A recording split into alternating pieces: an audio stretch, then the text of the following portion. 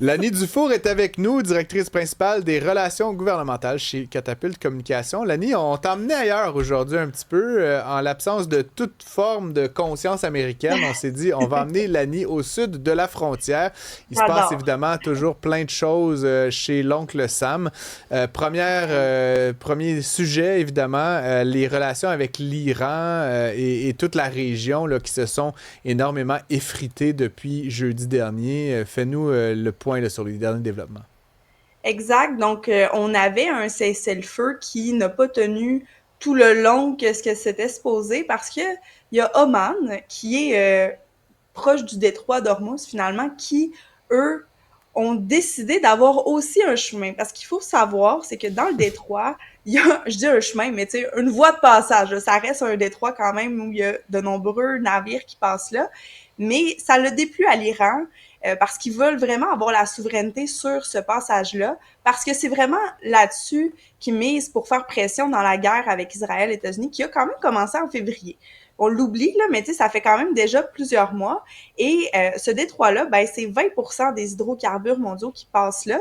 Et ça a un impact direct, finalement, sur le prix de l'essence.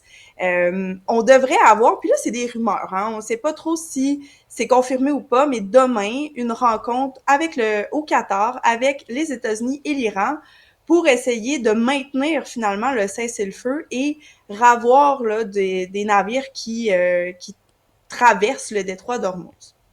Mais ça, on dirait qu'à chaque fois, on nous dit quelque chose, ça change de bord, on pense que C'est c'est sûr. réglé, ça revient. Il n'y a rien de moins sûr, là.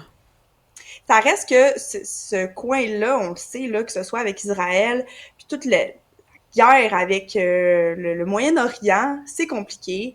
On dirait que le droit international, on l'oublie un peu, mais il n'y a pas nécessairement de droit concret où est-ce qu'il y a une supra-autorité qui dirige tout ça. Fait que c'est sûr que on est beaucoup dans le respect du droit international, mais la bonne foi des États. C'est un peu là-dessus que l'ONU est fondée La aussi. bonne foi des États. C'est la bonne foi Ouais. des États. Exact. Et Et là, je vais ben, vous avouer qu'en plus, moi, je suis un peu étourdi parce qu'il y avait des pourparlers puis des papiers qui ont été signés à Islamabad, au Pakistan. mhm, Ensuite, il y a eu une rencontre qui a eu lieu à Genève, je pense, pour un là, ou en G7. Suisse, quelque part. Là, on est rendu au Qatar. C'est comme, t'essayes de faire un deal avec quelqu'un, puis à chaque jour, c'est Ouais. dans une ville différente. Tu sais, c'est quand même un peu étourdissant. Je veux dire, je sais pas comment les partis là, réussissent à s'acclimater, mais c'est un genre de cirque quand même assez difficile à suivre. Et Puis Il est-ce y a que d'ailleurs, ce c'est qu'on voulu que ce soit un dit, ce qu'on cirque? dit pas. ouais. Ben c'est ça, il y a ce qu'on dit publiquement, puis il y a ce qu'on dit pas non plus aussi parce que nos États, ben il y a des négociateurs, puis il y a le spin aussi de ces élus-là, de ces dirigeants-là sur les plateformes. Donc on prend un peu tout ce qui fait notre affaire, mais la diplomatie, ça reste très complexe, surtout quand on est dans une situation de guerre mondiale, ben de guerre à l'international. Donc, nos États, est-ce qu'ils vont réussir à s'entendre? Tu sais, ça reste qu'il y a des pays qui sont beaucoup plus en arrière-scène, même le Canada, par exemple. On a Mark Carney qui a pas vraiment le choix de s'appuyer sur Donald Trump parce que ça reste que c'est ça les accords qu'on a avec le G7 puis Ouais. avec l'OTAN. Donc, Mais qu'est-ce qu'il fait de ce temps-là, Mark Carney? Ouais, ben là, Parce ben qu'on écoute, sait qu'il discute, mais il qu'est-ce était qu'on en sait pas qu'est-ce Europe la qui. semaine Oui, mais on dernière, sait pas ouais. c'est quoi les conclusions de ça. ben, pour cette situation-là, il va pas s'en mêler. Tu sais, ce serait pas à son avantage d'aller rajouter un nouvel interlocuteur. Comme vous dites, c'est déjà compliqué. Je pense qu'il va rester un peu plus en arrière-scène, mais c'est un premier ministre qui est beaucoup sur la scène internationale. En effet, il fait des rencontres. Quand tu es abonné à son fil, là, vous voyez des déclarations qui sont faites avec différents législateurs d'État, mais il y a rien qui est nécessairement, je vous dirais, concret. Puis en même temps, le Canada a pas vraiment de poids de plus que les Mais non. États-Unis dans cette guerre-là. Fait que, tu sais, il n'y aura pas intérêt pour lui là, à aller se rajouter dans la discussion. Parlant de Donald Trump, il devra verser 5 millions de dollars à Jane Carroll dans la Cour suprême qui rejette l'appel. Fais-nous la lumière là-dessus, c'est gros, là. Ben, c'est une bonne chose, en fait, que le système de justice américain fonctionne encore, je vous dirais. Il avait fait appel pour pas avoir, justement, à verser cette somme-là parce qu'il a été tenu responsable. Mais c'est pas la seule situation avec l'autrice, mais il y a aussi eu avec Stormy Daniels, on le sait, là, c'est un président qui a, je dirais, beaucoup d'accusations à son actif. Et c'est là où est-ce qu'on se rend compte que le jugement moral face à Donald Trump ne s'applique plus.